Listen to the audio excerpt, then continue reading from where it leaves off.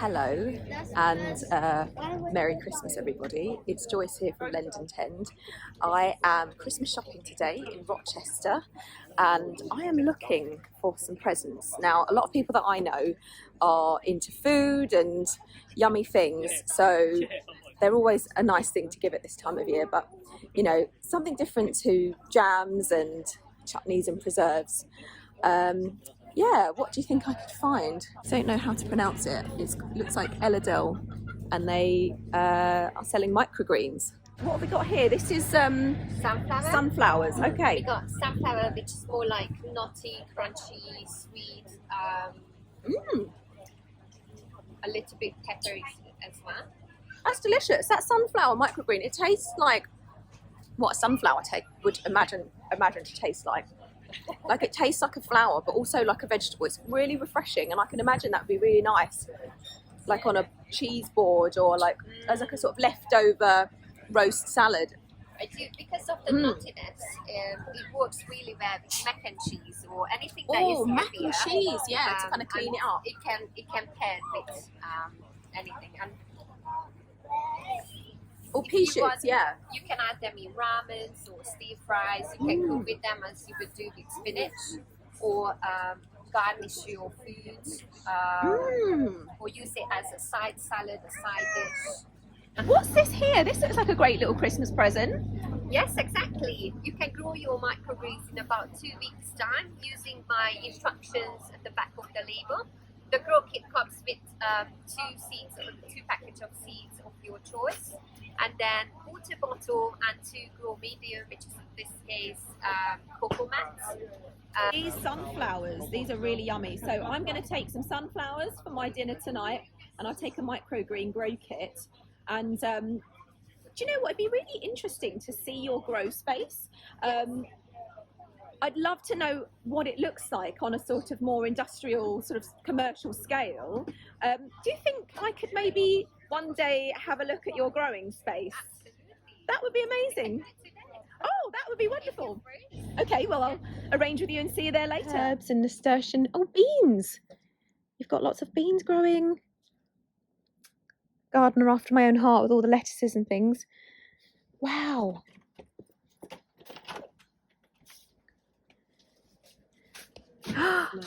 Wow, it's so warm in here. It is, yeah. I have to keep it warm.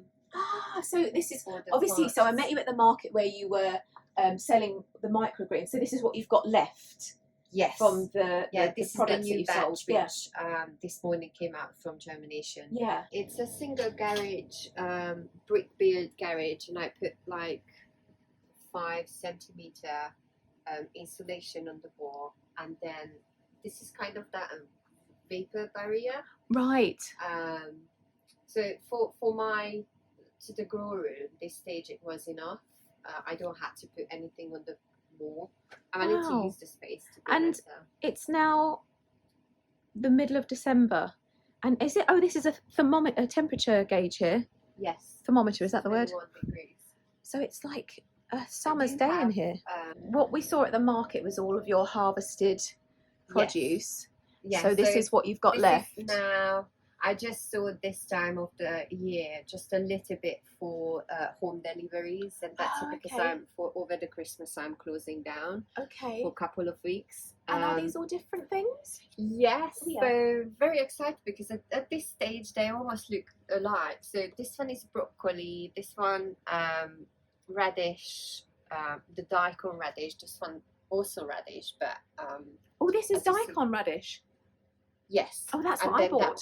And that one is the radish ramble, and then the pea shoots is look at the little pea shoots. These just came out this morning from germination. That's why they look so yellow, because they couldn't get the photosynthesis yet as much to make the colors. And then that's the sunflower. Oh, these as they grow, they're gonna pop the seeds off from the leaves. These are my favourite. This one is one of the most important. Luckily, because I don't have many, I don't have to use it as much. But dehumidifier, right? Because the more plants you get, obviously the place is gonna get really humid. Yeah. And that I want to avoid bacteria growth. Yes. So the lower the humidity the best, in between like 50 and 60. Yeah. That's okay, but higher above Wow. 60, it's quite dangerous. So yeah. So, I mean, obviously this is your business and this is a very professional setup that you've got here for your microgreens business. But, you know, it's actually not super huge. I mean, it's a single garage and you've got sort of all these sort of vertical storage units. Do you have any advice to anyone that might want to start up growing microgreens and maybe supplying them on a small basis? Start with small. Yeah. For microgreens, you don't need a big investment. Yeah. Very easy to set up, like one rack with, I don't know, like 60s. And that's already like supplies quite a lot. And as it grows, you can obviously add more. I have in reserve quite a few. The space can be maxed out for like at least 7 racks. It doesn't look like at the moment, but when you have racks on the rears, you can just chuck it next to each other. And what are these lights that you've got here? Are these a special kind of light, or I mean, other than sort of being grow lights? No, it's office lights, really. Right, yeah, Office strip lighting. Lights, it's called these ones.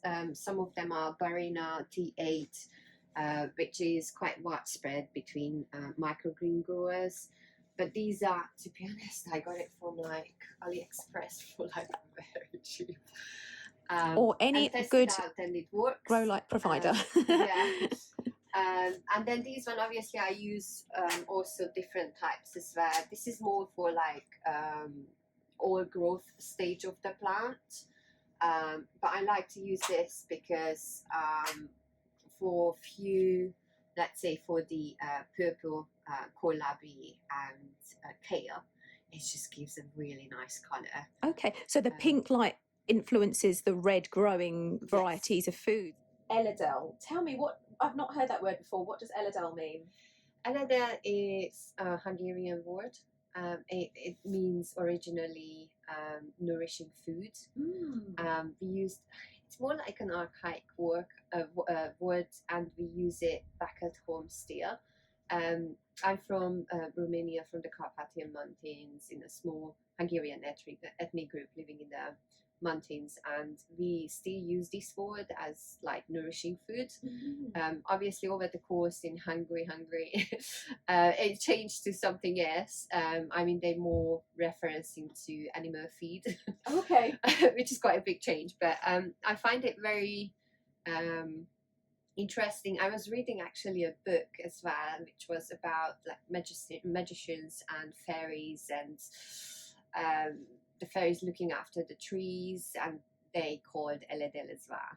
So the fairies are called Eledel. Yeah. Okay. So I really love the whole character of the, you know, the whole nation, sprite. magical. Yes, and then specifically because they looked after the forest. So it was the two together. It's just Eledel. Oh, it sounds like the nourishing food, and I was like, oh, I made the connection, and it's just happened. There's, in Filipino culture, there's something similar. There's like a sort of forest goddess sort of spirit, and she can either be helpful or, you know, hindrance to people that don't protect nature. But it's called Diwata.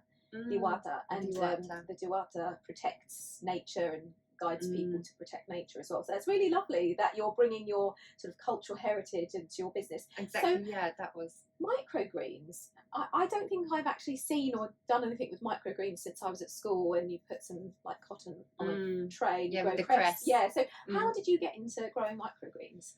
Oh, that's a long story, but very shortly, my mom has been diagnosed with cancer. 2019, I think. So we had to find alternative ways how to get more nutrition into the house, and I was looking at it for microgreens because I was aware, I'm a gardener, so I was aware of them mainly from the US through YouTube videos. And when I searched it here, everyone been selling the grow kits, but not the fresh microgreens, or whoever was selling the fresh microgreens, they just provided for restaurants and like in the bulk quantities. Yeah.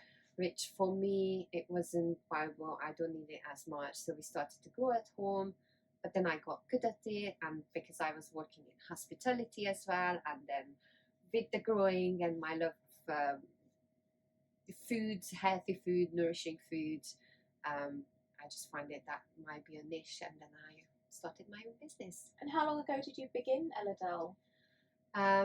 From the idea to actual launching, it took me 2.5 years. Okay. I actually had to move, and then I had to find a rental that allowed me to change the whole place. Yeah, this is great because insulate you it. basically custom built an entire growing space. So Exactly. lucky you with a landlord it took quite a lot of paperwork with Right. through the agency. They had to rewrite the whole procedure, and because I was the first somebody who asked anything like this, it took like 9 months. So it's just sitting and waiting, because I want it to be everything in place, and that to let my landlords know as well, because it depends on my livelihood. I wanted to make sure that it's secure.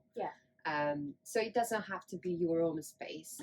It's very, if you find a good landlord like I did, it can happen. That's really encouraging, because a lot of people's journeys that I listen to about how they've come to join a garden sharing program like Lending Tend is that they get moved on, or they have insecure rental situations or insecure housing situations, and they just can't grow because they don't know how long they're going to be somewhere. So that's really great. I mean, yes, it's lovely to hear that there's some good landlords out there. So you mentioned earlier that you are a gardener as well. So you've got this microgreens business where you're selling at farmers markets, you're delivering to local individual people, and also small businesses. You said you work as a gardener as well on top of all of that. So tell me a bit about that side of things. I'm working for the local council, the Medway Adult Education. Okay. Currently, I teach gardening in primary schools for parents and children. So they come in and they kind of have time and just learning about gardening and math as well. Yes, and there's biology, science, somewhat engineering. There's so much that is in gardening that you don't think, which is just growing a tomato. You know, it's you know, the old-fashioned home economics. It's cooking. It's everything to do with STEM, but also creativity, artistry, crafting, and mindfulness as well, which is why it's really important for schools. And learning resilience, because once you plant something, the children finally can see, you know, how long it takes actually from sowing to maturity and harvest. And they're so lovely. Sometimes they forget that actually they planted them, and when I'm giving them into their hands, and it's like, do you remember to that class? And it's like, yes, this is it. And they're like, wow. It's so joyful, isn't it? Just not, you know, working with children must be really joyful, any bit. But working with children in gardening, I couldn't think of anything more heartwarming. I'm sure other subjects are trickier, but yeah, it sounds really sort of good for the soul and doing that. So, have you got any advice to any, you know, families with small children, like what they could do, you know, to get started with a garden project? What they could do at home? Anything. Many of the people they think, oh, we lack space, but if you have a little terrace or you have a good window sill, you can start small. Always start small. Make it to feel confident in what you're doing, and then go to the next step. And gardening it don't have to be expensive. No. You can use lots of recycle things. Even with my grow kits, I have the grow kit as a fancy thing. It's a great Christmas present. But then, but then I try to keep my seeds, the prices low. So anyone who can't afford the grow kit, they can afford the seeds, and then the rest it can be recycled. The trays from the fruit trays from the supermarkets, and they get soil or just like paper, as we talked earlier.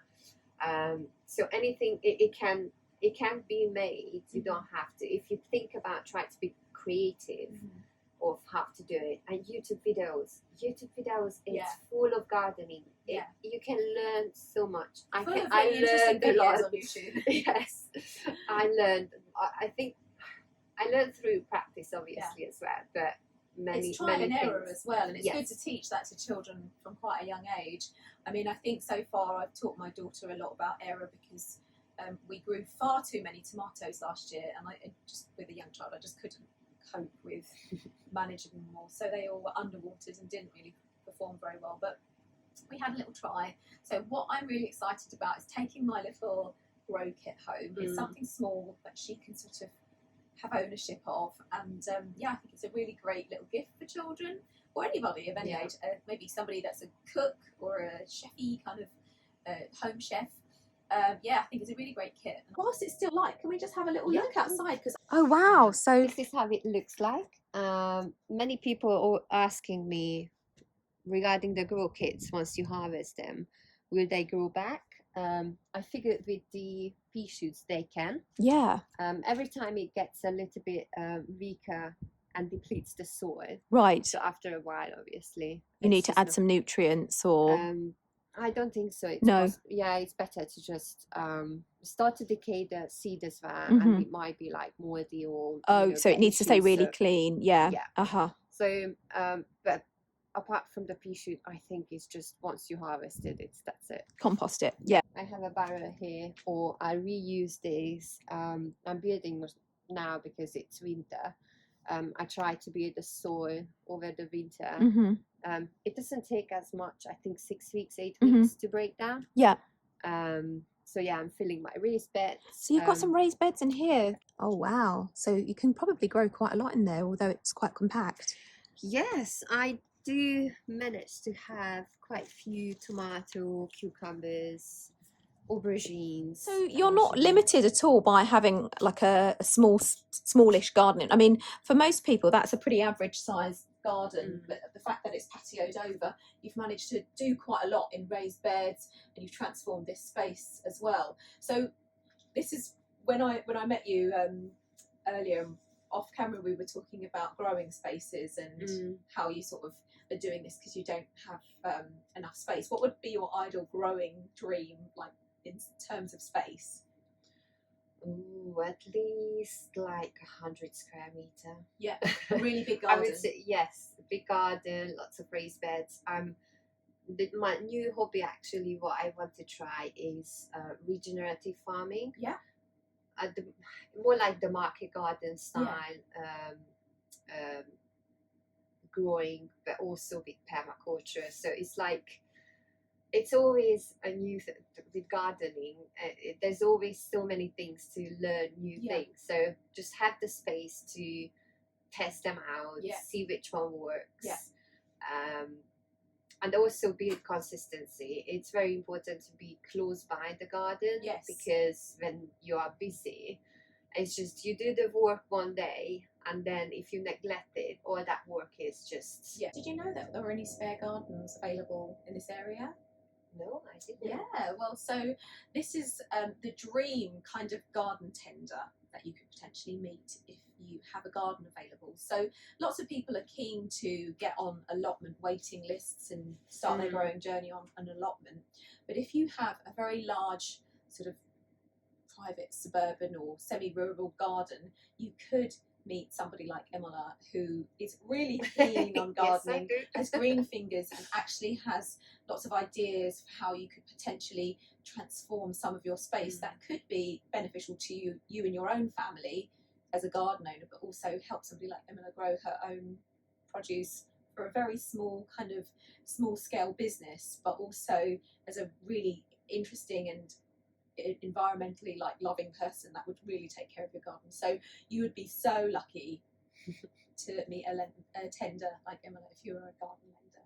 So without any further ado, if you've got a garden that isn't being used, you don't know what to do with it, or if it's just a bit too much for you, sign up to share your garden, and you could meet somebody amazing like Imola who would care for your garden in exchange for using some of the space. So sign up on lendandtend.com. Amazing. Well, thank you so much for having me, showing me around. We'll have more videos with more enthusiastic gardeners like Imola, and also we'll be meeting some other people who might want to share a garden, and we'll be featuring these people on the featured garden and featured gardener page on the website. Anyway, catch you again, and I've done a bit of Christmas shopping. I need to go and go pop back to the market because I bought a few things for myself and haven't really thought about everybody else. So I'm going to go and hit the Christmas market again before it closes. But very Merry Christmas to you all, and I look forward to sharing with you some exciting news that we've got coming up in the new year, which we will be singing and dancing about. Catch you then. Bye-bye. Bye.